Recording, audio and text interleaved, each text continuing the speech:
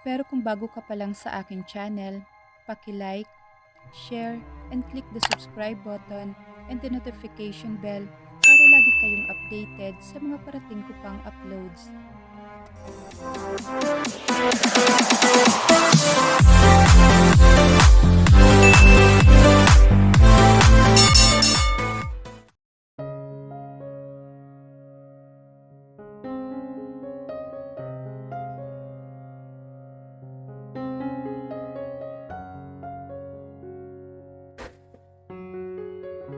Hindi agad bumangon si Victor nang magising siya kinabukasan.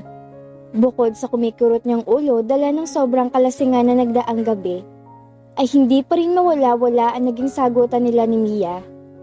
Kahit lasing siya, rumihistro sa isipan niya ang bawat katagang lumabas sa bibig nito. Hindi man niya aminin, ngunit nasaktan siya sa mga narinig mula rito. Nasaktan siya dahil totoo. Sobrang pasakit ang pinaranas niya sa asawa at dapat nga sana'y hindi na lang niya tinanggap ang alok ni Olivia. Ngayon ay nagsisisi na siya sa lahat-lahat ng mga maling nagawa, maging sa asawa. Mia? Tawag niya sa asawa at dahan-dahan siyang bumangon. Sa sahig siya natutulog na nilalatagan niya ng blanket. Si Victor naman ay sa higaan niya. Wala na roon ng asawa niya, kaya't lumabas na rin siya ng silid. Hinanap niya sa kusina, sa likuran ng bahay, at maging sa labas. Ngunit, hindi niya ito matagpuan. Pumasok siya sa silid ng magulang. Nagbabaka sakali na naroon ang asawa. Ngunit maging ang ina niya'y wala sa loob ng silid. Napangiti siya. Tuwing umaga nga pala'y niyayakag nito ang ina na maglakad-lakad. Tinungo na lang niya ang kusina upang mag-almusal. Binuklat niya ang mga nakalatag na pagkain, sinangag, sunny side up at hotdog ang nakahaying. Nakasanayan na niya ang mag-almusal dahil sa asawa. Hindi tulad nung wala pa ito, nagkakape lang siya sa umaga at pumapasok na. Sa tuwing gigising siya ay minakahanda ng pagkain sa mesa. Tinitimplahan din siya nito ng kape. Napangiti siya dahil doon. Magana siyang kumakain nang pumasok si RJ. Kumuha lang to ng tubig. Kasama ka ba ng ate mo? Tanong niya rito. Hindi, wala si ate Mia. Kanina pa siya umalis. Pakiwari ni Victor ay bumara sa lalamunan niya ang kasalukuyang nilulunok na pagkain. Sa hindi malamang dahilan, ay biglang dumagungdong ang dibdib niya. Dahil ba sa naging sagutan nila kagabi kaya to umalis? Babalik pa ba to?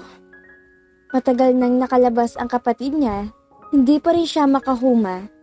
Hindi na niya nagawang matapos ang kinakain, lumabas na rin kaagad siya. Hindi na niya nagawang maligo o kahit magpalit ng damit pantulog. Lumabas siya ng bahay at lumapit sa inang nasa kalapit bahay at nakikipagkwentuhan. Ma, si Mia, nasaan siya? Biglang nawala ang ngiti sa labi ng ginang at napatingin sa anak na si RJ. Nagpaalam siya sa akin aalis, pero hindi ko alam kung saan siya pupunta. Bakit nak? May pagagawa ka? Umiling siya at muli ay bumalik sa bahay. Saglit lang ay sumakay siya sa sasakyan at muling pinatakbo yon. Hindi niya alam kung bakit ngayon hinahanap niyang asawa. Ang asawa na walang ginawa kundi alilain at pasakitan lang niya. Ilang minuto lang ang lumipas, ay nasa tapat na siya ng bahay ni Olivia. Saglit siyang naghintay sa pagbukas ng gate. Sir, ano hong ginagawa niyo rito?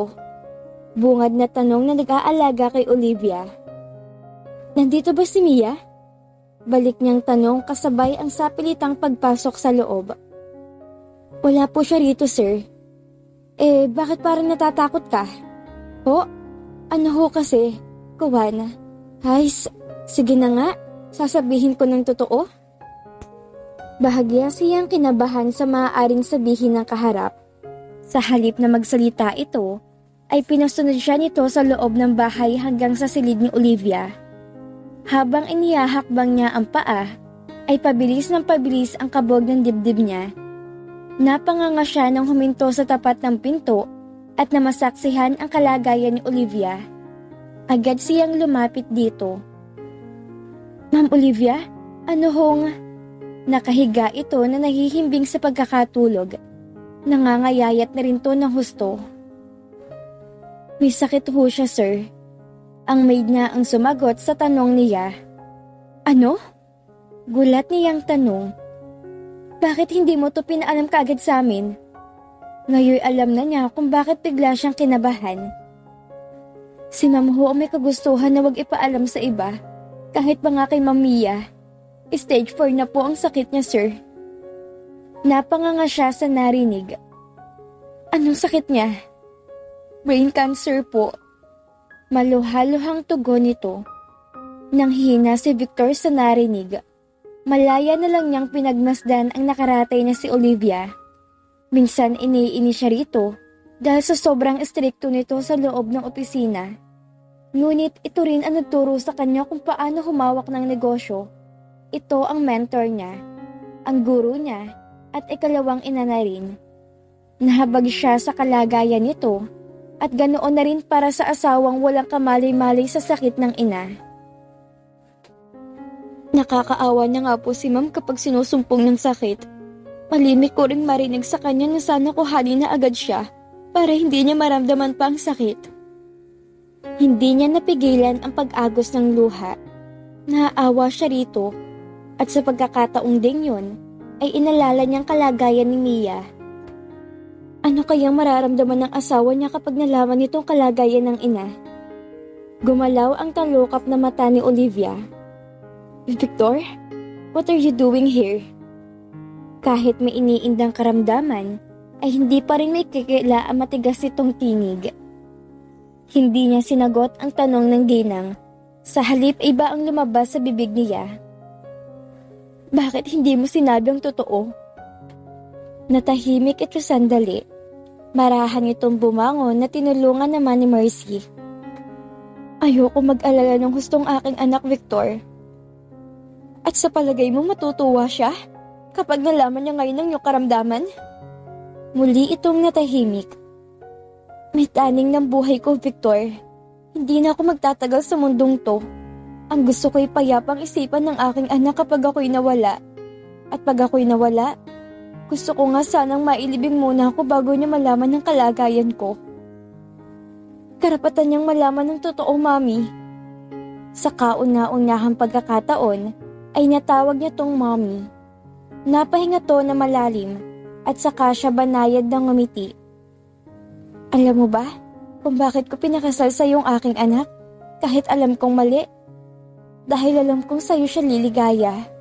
Alam mo bang matagal na siyang may gusto sa'yo? Halos araw-araw na yatang ginawa ng Diyos sa ikaw ang nasa isip at bukang bibig niya. Kaya hindi ako nagdalawang isip na sa'yo siya ihabilin dahil alam kong hindi mo siya sasaktan. Nakadama ng hiya sa sarili si Victor sa narinig. Bigla siyang nakonsensya sa mga nagawang pagkakamali sa asawa. Paano kaya kung malaman ni Olivia ang maling nagawa niya sa anak nito? Mapapatawad pa kaya siya nito? Victor, anak. Ginagap nito ang kamay niya. Ihahabilin ko sa iyong aking anak. Huwag mo siyang pababayaan, ha? Mahal na mahal ka niya. At alam kong ganun ka rin sa kanya. Sana magsama kayo ng matiwasay ng anak ko. Muling pumatak ang luha sa pisngi niya. Kahit yata sinong anak ang makitang nagpapaalam ang isang ina, ay bibigay din. Lalo siyang nakonsensya sa pinagagawa kay Mia. Opo, Mommy. Promise, aalagaan ko po siya. Kahit walang kasiguraduhan, ay nasabi niyang mga katagang iyon. Matyagang naghihintay si Mia sa isang kainan kay Angelica. Umalis siya sa bahay ni Victor upang makapag-isip-isip at dumiretso siya sa bahay ni Mimi. Muli siyang nagkwento sa kaibigan ng mga hirap na dinaranas niya sa piling ni Victor. Napagdesisyonan niyang humiwalay na sa asawa, babalik na siya sa ina. Hanggang sa makatanggap siya ng tawag mula sa di kalalang numero, si Angelica. Gustong makausap siya nito ng personal At ngayon nga ay nasa 1 oras na siyang naghihintay sa pagdating nito. Akmang tatayo na siya upang sana'y umalis na nang sumulpot ang hinihintay niya. Sorry I'm late. Traffic eh. It's okay. So, anong pakay mo? Muli siyang umupo at naghintay si isasagot ng kaharap. Hindi na ako magpapaligoy-ligoy pa. Sinabi na kasi ni Victor na maghihiwalay na kayo. Kaya gusto ko na madaliin na. Gusto ko makipaghiwalay ka na kay Victor. Total, kami naman ang tunay na nagmamahalan at hindi ko yung mahal na. Halos ipagduldulan nito sa kanyang mga pinagsasabi nito. Napanganga siya. Maya't maya pa'y bumalik siya sa dati. Are you kidding me? Mukha ba ako nagbibiro, Mia? Yes, I know mahal mo siya. Pero hindi ka niya mahal. Kami ang tunay na nagmamahalan. Giit nito. Naikuyom niya bigla ang kamao. Kanina lamang inasabi niya sa kaibigan na isusuko niyang pagmamahal para kay Victor. Ngunit ngayon ay mag-iiba naman ang plano niya. Nakadama siya ng galit para sa kaharap at maging sa asawa. Ito pa talagang nagsabi na maghihiwalay na sila? Kapal na muka? Kailanman hindi ko isusukong karapatan ko sa kanya. Kahit pa nagmamahalan kayo, hindi ko siya pakakawalan. Matigas ko, bibitawan ng papel niyang tugon. Napapalatak ito. Ikaw hindi, pero siya? Sukang-suka niya sa'yo. Tingnan mo kayang itsura mo ngayon. Daig mo pang basahang iniwan sa tabi ng kalsada. Mapakla siyang napangiti. Kung ikaw mahal niya, bakit yata at ka maghiwalay kami? At ikaw pang may gana magsabi sa akin na hiwalayan ko na si Victor, ha? Hindi kaya dahil sa siya na presidente ng kumpanya ng magulang ko? Sandaling napipilan ito at nang makahumay tumalim ang titig nito sa kanya. Hindi perang habol ko kay Victor. Nagmamahalan kami. Oh, come on. Lahat na kilala ko, mistress, pera lang ang habol. At kahit ano pang sabihin mo, I'm still his wife, and you're a mistress. Isaksak mo yan sa pumupurol mong kokote. Pagkawika niya'y, mabilis siyang tumayo, ngunit hindi agad siya nakaalis dahil tumunog ang cellphone niya. Si Victor. Hello, Victor? Naglalambing ang boses niya na ipinaparinig pa sa dalagang nakatitig sa kanya. Nasaan ka? Kanina pa kitang hinahanap.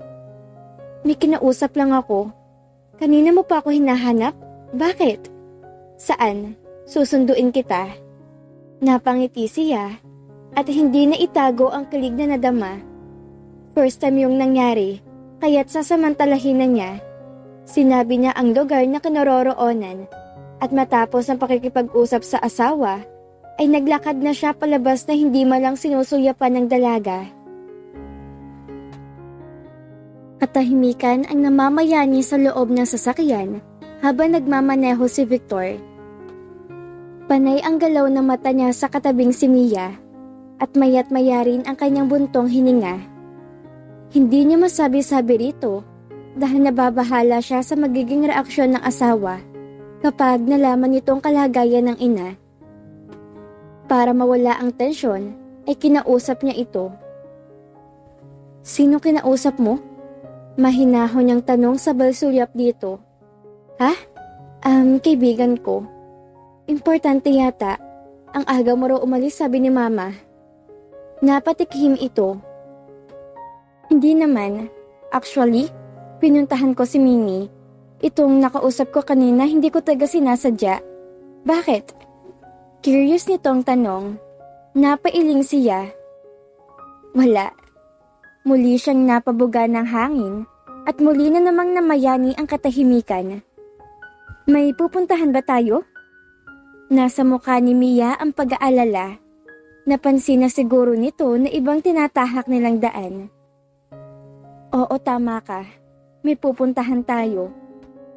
Tumahimik din naman ito. Ngunit alam ni Victor na balisa ito. Ni minsan ay hindi pa niya to niyayang lumabas man lang. At maliban ng ikasal sila, ngayon lang ulit nakasakay sa sasakyan niya. Napakalupit niya rito. Ngayon niya itatanong sa sarili. Bakit nga ba niya to pinakasalan? Kung pera lang ang pambayad sa nabangga ni RJ, ay may ipon naman siya at kung kulang, pwede naman siya mag-loan. Isa lang ang posibleng sagot sa tanong niya, at iyon ang maaaring nasilaw siya sa alok nito at ni Olivia. Na-confine na naman ba si Mama? Tanong nito nang huminto ang sasakyan sa parking area ng hospital. Hindi. Tugon niya at ibinaling ang paningin dito. Hindi si Mamang nandito. Kaninang umalis siya sa bahay ni Olivia, ay sinumpong na naman to ng sakit. At kahit ayaw nito magpadala sa paggamot ay nagpamilit siya. Ipanatag mo lang kalooban mo, aniya, at nagpatiuna ng bumaba. Sumunod si Mia na hindi mawala-wala sa muka ang pagkabahala. Pinagbawalan na niya tong magtanong na sinunod naman ito. Habang papalapit sila sa private room ni Olivia, ay pabilis ng pabilis ang kabog ng dibdib niya. Naghuhumiyaw na ang isipan niya na sabihin ang kalagayan ng ina nito. Ngunit pinilit niyang wag munang magsalita. Tumingin siya rito nang huminto siya sa tapat ng pinto at unti-unti binuksan na niya ang pintuan. Tumambad sa paningin nila ang nakaratay na si Olivia, natadtad ng swero ang kamay.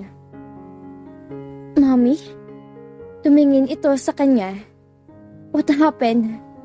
Sa halip na tumugon siya, ay hinawakan niya to sa kamay at niyakag palapit sa ginang. Hindi pa man sila tuluyang nakakalapit, ay sumugod na si Mia sa ina. Mommy! Niyakap nito si Olivia at si Victor na may lumapit na sa asawa upang damayan ito. Unti-unting nagmulat ng paningin ang ginang. Naggulat pa ito na mapagsino ang nakayakap dito. Anak, paano mo nalaman na ako po mo'y sabi sa kanya na nandito kayo sa hospital? Tugon agad niya. Mom, may sakit ka? Nagkatitigan sila ni Olivia. Mia, huwag ka mabibigla. May taning ng buhay niya. Stage 4 na, ang brain cancer niya. Malumanay na hayag ni Victor. What? Seryoso ba to? Gulat itong tanong. Anak, huwag kang mag-alala. Mawala man ako, mananatili pa rin ako sa puso mo. At ayaw mo bang makasama ko ng daddy mo? Miss na miss ko na siya, anak. No, mommy. Nagbibiro lang kayo, hindi ba? Hindi ba, Victor? Bumaling ito sa kanya. Hinawakan ito na mahigpit ang damit niya. Sabihin mo hindi to totoo. Please, nakikiusap ako sa'yo. Sa unang pagkakataon, ay niyakap niyang asawa. Pumapalahaw na to ng iyak. Maging si Olivia na nakahiga lamang. Awa at pagkahabag ang nararamdaman niya ngayon dito. Why? Bakit nangyayari sa akin to? Why me? Sa pagitan ng pag-iyak at paghigpi, ay paulit-ulit itong nabigkas ang mga katanungang yon. Hinaplos-saplos na lang ni Victor ang likuran ng asawa habang nakayakap pa rin sa pagbabaka sakali na kumalma to. May dahilan ng lahat. Naibigkas na lamang niya. No, hindi ko to matatanggap. Pahirapan mo na lamang ako. Kahit magsama pa kayo ni Angelica, wala na akong pakialam. Huwag lang to, please. Halos pabulong nitong tugon. Naramdaman niya ang sakit sa tinurang yon ng asawa. Napakasama pala niyang asawa rito. Kumawala na ito sa pagkakayakap sa kanya. Humarap ito sa inang lumuluha rin. Umupo sa bangkong nasa gilid niyon at ginagap ang kamay. Mommy, kaya po ba ayaw mo akong papuntahin sa bahay dahil dito? Tumango ito. Oo, dahil ayokong makita kang nahihirapan, anak. Mahal na mahal kita, anak. Pakatandaan mo yan, ha? Kahit wala na ako, kahit nasa kabilang buhay na ako, ikaw pa rin ay nag-iisang baby sa buhay ko. Kahit may luha ang mata, ay sumilay ang ngiti sa labi nito. Don't say that, Mommy. Gagaling ka. Hindi ako naniniwala na mawawala ka na. Naiiwan mo na ako. Kung hanggang dito na lang talagang buhay ko, maluwag kong tatanggapin yun, anak. At sana ikaw rin. Hinaplos nito ang mukha ni Mia at sakay umiling at ngumiti. Lalong lumakas ang pagtangis ni Mia. Tumayo ito at niyakap ang ina. Mami, bakit hindi mo sinabi sa akin? Paano na ako ngayon? Magpagaling ka please. Ikaw na lang ang meron ako. Parang kinirot ang puso ni Victor sa narinig mula sa asawa. Ngayon nakukonsensya siya at nakakaramdam siya ng hiya sa mga pinagagagawa rito. Napakatanga niya para parusahan ng isang babaeng labis nagmamahal sa kanya. At ngayon nadagdagan pang paghihirap na kalooban dahil sa kinakahirap na problema. Lumapit siya upang damayan ito. Ilang sandali pa ay pumasok ang doktor ni Olivia. Nakipag-usap si Mia dito. At tulad nga namang sinabi nila, ganun din ang naging pahayag ng doktor. Lalong umiyak si Mia. Bumaha ang luha nito sa mata at tanging nagawa niya yakapin ito. Tana, I know malalampasan mo rin to. You're a strong woman, right? Walang tugon mula kay Mia. Patuloy lang siya sa pagluha. Hindi man niya aminin, may saya siyang nadama. Dahil sa wakas, ay nayakap na rin niya ang asawa. Napakatagal na niyang inasam-asam na sana'y dumating ang araw na mayakap siya nito. Araw-araw, gabi-gabi niyang pinapangarap yon. At ngayon nga'y magkayakap sila. Ngunit sa ganitong pagkakataon pa. Why? Bigla niyang naitanong. Inilayo ni Victor ang balikat niya at tinitigan siya. Gamit ang daliri nito, pinahid ang luhang namamalibis sa magkabila niyang pisngi. Kaya mo yan. We're here for you. Si Mama, si Papa at si RJ. Isama mo na rin si Mimi. Si Mimi nga pala. Oh my God, nakalimutan ko na. Baka nag-aalala na yun sa akin. Dinukot niya sa bulsa ang cellphone, ngunit laking malas dahil lowbat na yon, kaya't napilitan siyang manghiram kay Victor. Agad naman itong inabot ang cellphone nito sa kanya at tinawagan niya kaagad ang kaibigan. Sinabi niya na rin niya ang kalagayan ng kanyang ina na labis namang ikinagulat ng kaibigan niya. Matapos ang pag-uusap nilang magkaibigan, ay muli niyang ibinalik ang cellphone sa asawa at binalingan muli ang ina. Anak, gusto ko nang umuwi. Pero Mami, anak, pagbigyan mo na ako. Ayokong pumanaw dito sa hospital. Gusto ko nasa bahay ako tulad ng iyong ama. Mami. Tinakpan niya pa ang bibig at impit siyang napaiyak. Naramdaman niya ang paglapit ni Victor. Ipinatong pa nito ang palad sa balikat niya. Mia, tawag nito. Humarap siya rito at muli hindi niya napigilang mapayakap sa asawa. Wala siyang ibang mapaglabsan ng hinanakit, kundi sa isang taong nanakit din sa kanya. Kahit papaano, ay nagpapasalamat siya dahil nasa tabi niya ito ngayong kailangan niya ng karamay. Bilang kahilingan ng ina, ipinasya niyang iuwi ng ina. Nagpatulong siya kay Victor na mailabas ang ina. Habang inaayos silang paglabas ni Olivia, ay dumating si Mimi at muli na namang lumuha si Mia sa balikat ng kaibigan. Kaya siya nagpunta rito ay upang humingi ng karamay dahil sa nangyayari sa pagitan nilang mag-asawa at napagpasyahan nga niyang hiwalayan na ito. Kaya mo yan, magpakatatag ka. I'm here for you. Sabi nito habang umiiyak siya sa balikat nito. Grabing dagok naman to sa buhay ko, Mimi. Bumitaw na siya sa pagkakayakap at sinuyapan ang nahihimbing na ina. Malalampasan mo rin ang lahat ng tumiya. Basta wag kang susuko. Fight lang. Ang isa ko pang iniisip, wala man ako sa tabi niya ng mga sandaling kailangan niya ng karamay. Ng mga sandaling kailangan niya ako. Nandun ako sa poder ni Victor at nagpapakaalipin sa kanya. Napahinga siya ng malalim na sinundan ng pagpahid sa luha naglalandas sa magkabila niyang pisngi. Sinabi mo na ba sa kanya? Maang siyang napatitig sa kaibigan at agad na napailing. Kailangan ko muna ng karami ngayon, Mimi. Sa ngayon, ay mabuting ang pakikitungo niya sa akin. Wala akong iba naririnig sa kanya. At siya rin ang nagsundo sa akin matapos ng pag-uusap namin ni Angelica. Lingid sa kaalaman ng dalawa, ay naririnig ni Victor ang kanilang pinag-uusapan. Hawak na nito ang release paper ni Olivia, na sa katunayan ay pwede na tong mailabas. Bakit mo kinausap sa Angelica? Sa anong dahilan?